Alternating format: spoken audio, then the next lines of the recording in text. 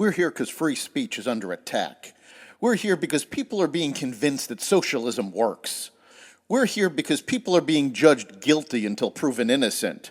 We are fighting back with facts. This is not a safe zone, so buckle up, Buttercup. This is the raw, naked truth.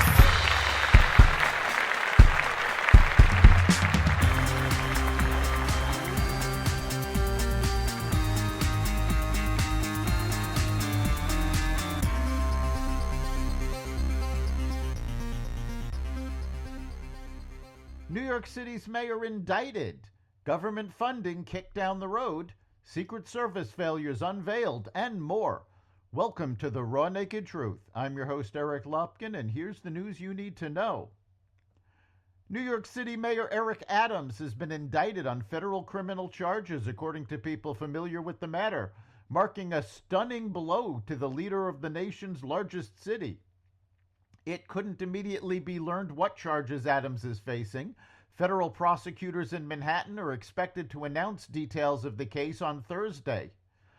The mayor said in a video statement on Wednesday night that any charges would be based on lies. "If I am charged, I know I am innocent. I will request an immediate trial so that New Yorkers can hear the truth," he said. Adams indicated he had no plans to resign. "Make no mistake, you elected me to lead this city, and lead it I will," he said. A spokesman for the U.S. Attorney's Office in Manhattan declined to comment. The New York Times earlier reported the charges. Adams, a Democrat, has been dogged by a series of probes involving his associates. Coincidentally, the investigation started after Adams began criticizing the border policies of the Biden-Harris administration. And Congresswoman AOC has called for him to step down. As tensions continue to mount between Israel and Lebanon, Jerusalem on Wednesday called up reserve brigades to its northern border and ordered them to be prepared as Israel stares down a new phase of the campaign.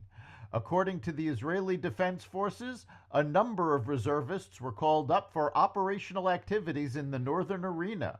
Government-sponsored public broadcasting Israeli news outlet KAN reported that at least 2 reserve brigades had been mobilized. "You hear the jets overhead. We have been striking all day. This is both to prepare the ground for your possible entry and to continue degrading Hezbollah," Lieutenant General Herzi Halevi, chief of the General Staff, said while speaking to his troops on the northern border. Today, Hezbollah expanded its range of fire, and later today, they will receive a very strong response.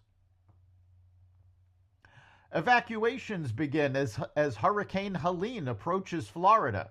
The storm gained strength yesterday on a course to pummel Florida and the southeast, potentially making landfall today as the strongest hurricane to hit the U.S. in over a year. Thousands of Florida residents evacuated in anticipation of dangerous rainfall, winds, and storm surge. States of emergency have been declared in Florida, Georgia, North Carolina, and South Carolina. The House and Senate passed a measure late Wednesday funding federal agencies until late December, voting overwhelmingly to take a politically risky government shutdown off the table until after the election. House lawmakers voted 341 to 82 to approve the measure, despite continued grumbling from some rank-and-file GOP members over the lack of spending cuts and leaders' routine use of short-term patches. Under fast-track procedures employed by Republican leaders to bypass disagreements within the party, the measure required a 2/3 supermajority. The Senate followed quickly, voting 78 to 18, with lawmakers eager to catch flights out of town for the long recess heading into Election Day. The measure now goes to President Biden's desk, and the White House has said he would sign it. Secret Service agents failed to take charge of decision-making for security at the Butler, Pennsylvania rally, where former President Donald Trump was shot in July, a bipartisan Senate committee revealed in a new report Wednesday, leading to key lapses in preparation and communications that day. The report, citing interviews with top Secret Service officials and local law enforcement who oversaw the security for the rally, said the failures were foreseeable and preventable. They also found that many of the problems identified by the committee remain unaddressed by the Secret Service.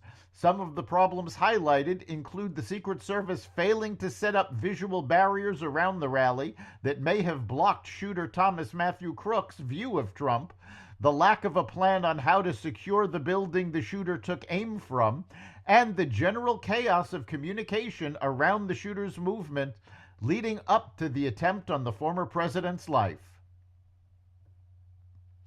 OpenAI is planning to convert from a nonprofit organization to a for-profit company at the same time it is undergoing major personnel shifts, including the abrupt resignation Wednesday of its chief technology officer, Mira Moradi.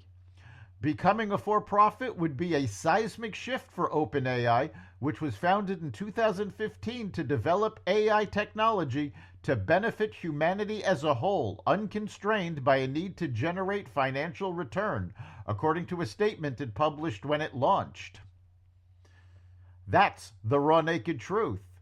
You can catch every episode of The Raw Naked Truth at xvadio.com, the Apple Podcasts app, Google Podcasts, Spotify, iHeartRadio, Audible, Amazon Music, and other platforms that respect freedom of speech. We'll see you next time.